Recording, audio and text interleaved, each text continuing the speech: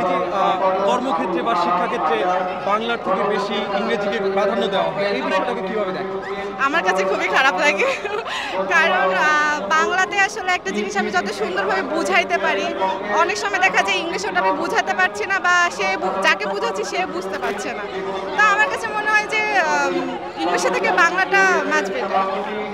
আসলে এটা আমাদের জন্য খুব দুঃখজনক। ইংরেজি ভাষাটাকে অবজ্ঞা করলে হবে না, ইংরেজিও পাশাপাশি থাকবে, কিন্তু বাংলা ভাষাটার যতটা চর্চা হওয়া উচিত, যতটা ব্যবহার আমাদের মাঝে হওয়া উচিত, আমরা মনে হয় সেই সঠিক ব্যবহারটা আমরা করছি না, যেটা আমরা শহীদদের প্রতি একরকম অবজ্ঞা করছি। তাদের ভাষার যে অর্জন, এই অর্জনটাকে আমরা হারিয়ে ফেলছি, অবজ্ঞা করছি আর কি। বিশেষ করে এটা আমাদের উচিত হচ্ছে না। আমাদের উচিত আরও বেশি বাংলা ভাষার চর্চা করা, এবং যেই সেক্টরগুলিতে এখনও বাংলা ভাষার প্রচলন নেই, ইংরেজি ভাষা ব্যবহার হচ্ছে, আমি সকলকে অনুরোধ করব, রাষ্ট্রীয় কাঠামোতে যারা রয়েছেন সকলে যাতে বাংলা ভাষাটাকে আরও বেশি চর্চায় নিয়ে আসে, এবং বিশ্বের দরবারে যাতে বাংলা ভাষা অন্যতম ভাষা হিসেবে স্বীকৃতি পায়, আরো সুন্দর সেই প্রত্যাশা করি সকলের কাছে।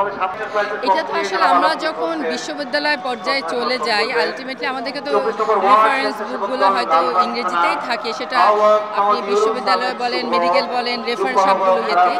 কিন্তু তারপরে ইংরেজির পাশাপাশি কিন্তু বাংলা যখন পাওয়া যায় একটা রেফারেন্স বুক, এটা কিন্তু খুব মানে কি বলবো, সমান্তরালভাবে একটা সহযোগিতা করে, যে আমি ইংলিশটা পড়ছি কিন্তু নিজের ভাষায় পড়লে সেটা মনে হয় বোধগম্য হতে অনেক বেশি সুবিধা, অনেক ভালো লাগে। আমরা অবশ্যই চাইবো যে বাংলাতেই আমাদের সব কিছু হোক আর কি, অফিসিয়াল ল্যাঙ্গুয়েজ হোক, বা দেখা যাচ্ছে যে আমরা বাংলাতেই সব কিছু করতে পারি, তাতে আমাদের আত্মবোধ হবে, আমরা সবাই ভালো থাকবো।